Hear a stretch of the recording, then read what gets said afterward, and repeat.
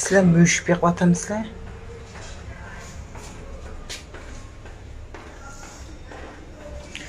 Sizler özgünler müşüp yakvatamızlar. Sizler özgünler da. Men mi yakvatma bırak müşük emes bula eşek. Eşek. Eşek. Maqaranglar. Birden men yo'qlab kirganimga eşekning eg'ilima. Oy, siz moliyani yeydigan yep meni ko'tarib men gapirishtingizmi? Maqaranglar. Buni taqsizlar nereden chiqsanglar ya? Şkafның içindeki to'qi go'shtni ilib yeb dongan jirini bunda qilib etibdi. To'kib mana shu. Yeshni qanday chiqdinglar? Yeshni şkafni qanday oldinglar? Ha? Qaysin olding ey Sulaymon?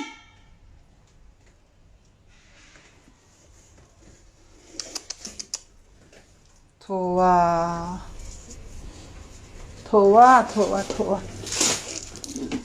Ne bileyim bunu.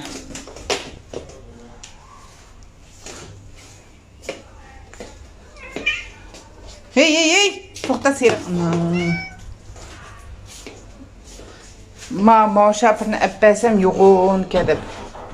Ma yetibdi malani chekirib. Bu qachon tozlayman bu uyni men? Ish xo'shaqmagan siri.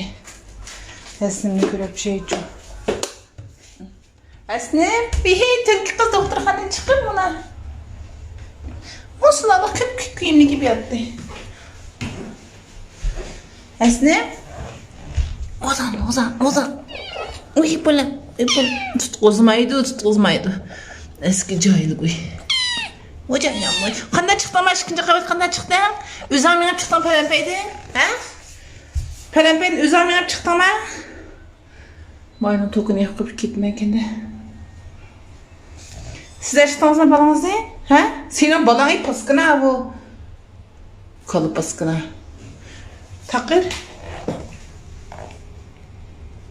Taqir chiroylikmi, bek chiroylik bu qiz. Sopini mush bir pach qilim sopiga o'xshaydi inshallah. Bega aqidan doktorga olib berib joyiga qo'ydi. Joyiga qilib bo'pti.